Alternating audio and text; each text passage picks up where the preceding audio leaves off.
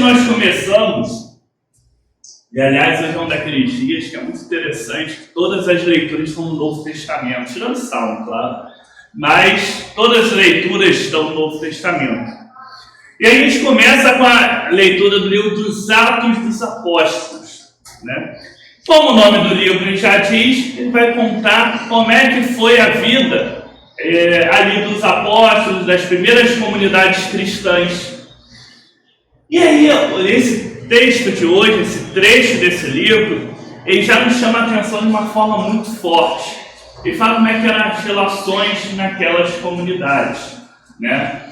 Aquelas pessoas viviam tão unidas que nem sequer consideravam como seu coisa alguma, né? Mas sempre estavam ali dispostas uma a socorrer as outras, uma a ajudar as outras. Quando a gente olha isso, pode parecer besteira, pode parecer um detalhe, mas isso, se o escritor colocou, é porque ele achou que era algo que chamava muita atenção. E de fato, naquele mundo, chamou muita atenção. Talvez tenha sido a primeira coisa que deu um grande testemunho, deu uma grande, como é que eu posso dizer assim, botou uma minhoquinha na cabeça das pessoas quando viram a igreja, a fé cristã começando a surgir. Porque vamos tentar voltar lá naquele mundo lá, né? Nas sociedades, principalmente no mundo greco-romano, né, para onde depois Paulo vai pregar e tudo mais, a relação com a religião é muito diferente do que a gente pensa hoje. Você tinha os templos, você tinha os sacerdotes, as pessoas iam lá fazer seus sacrifícios em troca, né, de obter alguma vantagem, né, daquela divindade, da divindade X, da divindade Y. E, geralmente, as pessoas não tinham um sentimento maior de pertença à religião.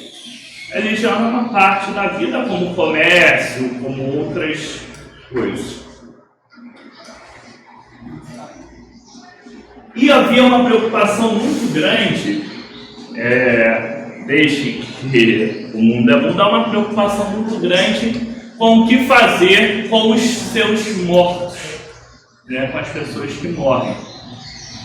Então, nessa época, nessa religião, né, greco-romana, existiam sociedades, né, como se fossem grupos, que as pessoas se reuniam, normalmente escolhiam uma divindade, um deus como patrono, né, uma sociedade diana, a sociedade, né, cada um escolhia lá o seu, e a sociedade tinha basicamente duas funções. Era fazer a festa daquele padroeiro, né, daquele patrono, e enterrar os mortos, né?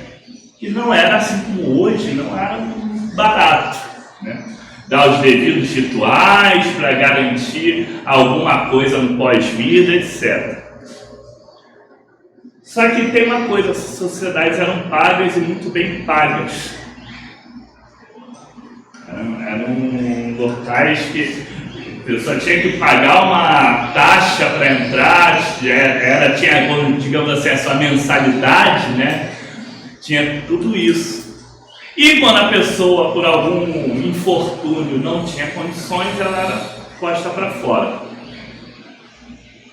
E as pessoas começaram a ver uma outra sociedade esquisita se formando, né? Diferente de que negava aquelas divindades que eles estavam acostumados. Uma sociedade tinha uma outra crença, né? Eles falavam alguma coisa sobre o mesmo Deus lá dos judeus, mas eles não eram mais judeus.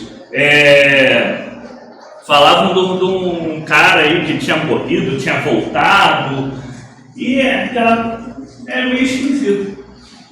Mas começou a chamar a atenção das pessoas que era uma sociedade que, diferente das outras, uma marca muito forte delas é que eles não desamparavam os seus membros. Não havia a necessidade de qualquer custo para ser membro, para fazer parte daquela sociedade, né? Inclusive, pelo contrário, começaram justamente a crescer muito entre as pessoas mais pobres, entre as pessoas com menos condições. E se por algum motivo havia algum infortúnio, pelo contrário, todo mundo corria, todo mundo socorria, todo mundo se mobilizava, né? Todo mundo tentava o tempo todo estar se ajudando. Isso, quando a igreja vai surgindo, vai chegando aí um momento de perseguição e eles continuam assim, continuam firmes, se apoiando, se amparando. E aquilo chamou muita atenção. Aquilo ali, para quem olhava de fora, falava assim: nossa, é muito diferente de tudo que a gente imagina, tudo que a gente consegue pensar. E é por isso que Lucas botou isso lá nos Atos dos Apóstolos. Mas veja bem, essa noção da comunidade, essa importância dada à comunidade, a esse encontro uns com os outros, a essa vivência em família, é tão forte que uma coisa passa muito batida às vezes pelas pessoas quando vão olhar o Evangelho, né? Preciso nem lembrar o Salmo, que Salmo 133, ele já está bem explícito sobre a importância da união, né? O quão bom, quão suave é que os irmãos vivam em união, é como vai. Mas o Evangelho de hoje tem uma coisa interessante que passa batido por todo mundo. Todo mundo, quando vê essa passagem, a primeira coisa que presta atenção é na incredulidade de Tomé. É a primeira coisa, todo mundo vai olhar e vai lembrar de Tomé. Só que a gente esquece o seguinte: no domingo passado, o texto que a gente leu, Jesus, as mulheres viram, foram as primeiras que viram que Jesus ressuscitou, e ele dá um recado para elas. Avisa eles para eles irem lá encontrar, né, para reunir todo mundo e ir lá encontrar com ele. E aí, a gente nesse domingo está vendo quando ele encontra o pessoal. Só que o Tomé não estava. O Tomé não estava ali junto na hora. Estava seguindo o seu caminho, estava fazendo conta própria. E aí depois as pessoas da comunidade vão procurar o Tomé e vão falar: Tomé, poxa, a gente esteve lá com Jesus, cara, verdade e tal. E o Tomé, essa história está meio esquisita, né? Não sei. E não acredita. Mas um dia o Tomé resolve estar junto deles. E quando ele está junto deles, Jesus aparece o Tomé. Um detalhezinho que as pessoas passam batido nesse evangelho é que Jesus só se revela quando eles estão juntos. Ele revelou para as mulheres quando elas estavam juntas, aos apóstolos quando eles estavam juntos, e Tomé não estava, então ele não viu, e ele só vai ver quando ele vai estar junto de novo com os outros. A caminhada na fé cristã não é uma caminhada individual, não é uma caminhada solitária. É claro que a gente tem uma ênfase, tem uma parte da nossa fé que é diretamente entre nós e Deus. Nós somos chamados a ter os nossos momentos individuais de oração, de estudo e tudo mais. Mas é na comunidade que a gente consegue encontrar Jesus se revelando. E não é à toa. Se a gente lembrar que uma outra passagem, Jesus já tinha cantado essa pedra. Ele já tinha falado, né? Quando tivessem 2 ou 3 reunidos no seu nome, ali ele estaria. Nossa vivência, a nossa experiência com Deus está diretamente ligada à nossa experiência com o nosso próximo. A gente precisa estar o tempo todo. É inclusive para o estudo, para entender a vontade de Deus, que é importante nós estarmos juntos. Que Deus vai usando cada um para mostrar alguma coisinha. Os dons de todos nós são constantemente usados por Deus.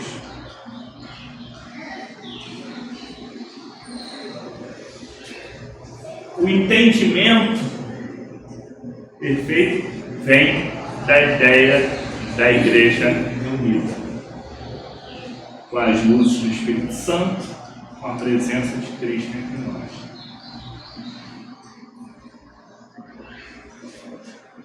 Não é à toa que aquela parte lá que o apóstolo João vai falar, né? Sobre que aquele que ama a Deus também ama o próximo. A gente não consegue se desconectar. Por isso que a igreja é chamada também de corpo de Cristo. Mas é corpo quando a gente está todo mundo unido. Isso é corpo. Se a gente pega uma pessoa, é a mesma coisa com o nosso corpo físico.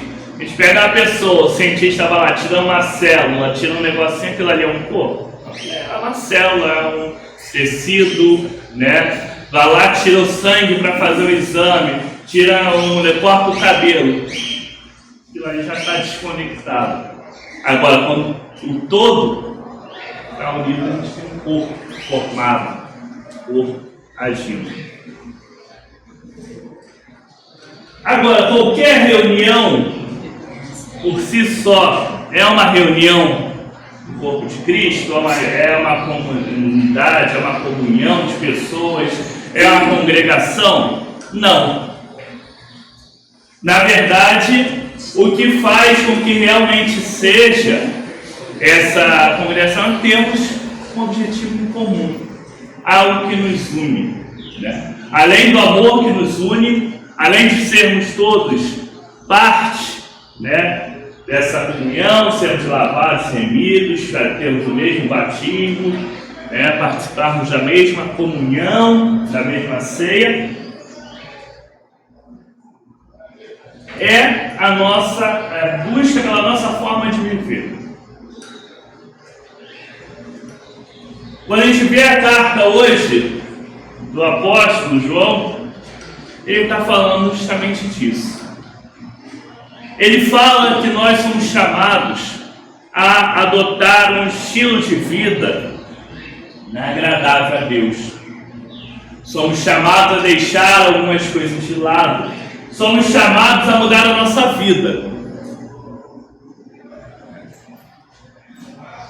Mas, se nós, que sabemos que Deus é luz, queremos ter comunhão com Deus, de luz, temos que seguir, temos que nos afastar das trevas, como diz. É bem verdade também que ele nos diz que Deus sabe que nós somos limitados e imperfeitos. Então veja que o importante, principal, é nós termos à nossa frente a nossa meta. Nós vemos onde nós queremos chegar, onde precisamos chegar e como precisamos buscar agradar a Deus. Mas, é claro que a gente não vai conseguir 100%. A gente vai fazendo de acordo com o que a gente consegue. E conseguiu aqui, dá o próximo passo. Conseguiu mais um, dá mais um passo. É por isso que ele diz lá, eu escrevo isso é que vocês não pequem. Mas se pecarem, vocês sabem que tem um advogado junto ao Pai, que é Jesus Cristo. E ele diz mais, né? Se dizemos que não temos pecado, então estamos fazendo Deus mentiroso. Mas se nós confessamos as nossas faltas, confessamos as nossas culpas, Ele é misericordioso, Ele é bom para nos perdoar. A caminhada cristã, além de ser uma caminhada comunitária, é uma caminhada em direção a algum lugar. Toda caminhada é de direção a algum lugar. Senão a gente fica... É muito comum em alguns países de língua inglesa, principalmente, a sala de espera nos lugares eles chamarem de sala de espaços perdidos. Porque as pessoas ansiosas, aguardando, ficam andando para lugar nenhum, né? Ficam andando de um lado para outro, não chegam a lugar nenhum, por isso eles chamam de passos perdidos. Mas a nossa caminhada não é uma sala de passos perdidos. Nossa caminhada é uma caminhada a algum lugar. É uma caminhada com os olhos postos em Jesus Cristo, nós vamos caminhando em direção a Ele, caminhando, seguindo o seu exemplo, caminhando, buscando reproduzir o seu exemplo, né? Porque o apóstolo vai dizer uma vez, né? Sejam meus imitadores como eu sou de Cristo. Então a gente vai tentar imitar Ele, vai tentar reproduzir em nossas vidas essa vivência de amor, de paz, essa vivência de luz, de misericórdia, que é a vivência de Jesus. E nessa caminhada comunitária nós estamos sempre ali nos socorrendo, nos ajudando, nos amparando. Quem já viu o pessoal que vai fazer aquelas trilhas bem radicais, né, vê que um tem que ir na frente, tem que ir puxando o outro, tem que ir ajudando, segura na pedra, roupa escorregou, ajuda, se machucou, enfaixa, não sei o que, e puxa, e um traz uma coisa, outro vai lá, amarra a corda, tem que estar todo mundo ali trabalhando em sintonia, né? Senão todo mundo ali se perde no caminho. Então, todo mundo está trabalhando em sintonia. A nossa vivência cristã é isso. Mesmo às vezes nas trilhas mais adversas, nos caminhos mais perigosos que a gente possa encontrar, nós vamos nos mantendo unidos. Sabemos qual é o nosso objetivo, todos estamos querendo chegar lá, todos estamos juntos e todos vamos nos apoiando, nos amparando. Todo mundo com a sua importância. Também não tem ninguém que seja desimportante nesse processo. Todo mundo tem seus dons, cada um de nós foi criado por Deus da forma que é. Às vezes a gente acha que não sou bom nisso, não sou bom naquilo. Tem alguma coisa sempre que Deus criou a gente para fazer. Sempre tem um dom. Às vezes a gente não percebe. Às vezes os outros é que vão perceber. Mas cada um de nós tem um dom. Cada um de nós tem um jeito de ser, né? Cada um de nós tem uma coisa. Mas isso faz parte. É como um grande quebra-cabeça. Se todas as peças forem iguais, você nunca se monta. Quebra-cabeça você consegue montar que cada peça é de um jeito único, de um jeito diferente. Aí você consegue encaixar todas elas para formar a imagem. E é exatamente isso. O corpo de Cristo, na igreja, cada um de nós é uma peça única, criada por Deus, né? E que se faltar, vai faltar um pedacinho. Então é uma peça única, criada por Deus e que soma para formar essa grande imagem, né, do corpo de Cristo. Então, todos nós continuamos firmes na caminhada, firmes, unidos e na certeza de que é sempre na comunhão entre nós, na vivência desse amor ao próximo, é que nós conseguimos encontrar verdadeiramente o amor de Deus e conseguimos ver Ele revelado realmente entre nós. Que Deus nos abençoe e nos fortaleça cada vez mais essa união, força, para sermos realmente corpo de Cristo na nossa caminhada.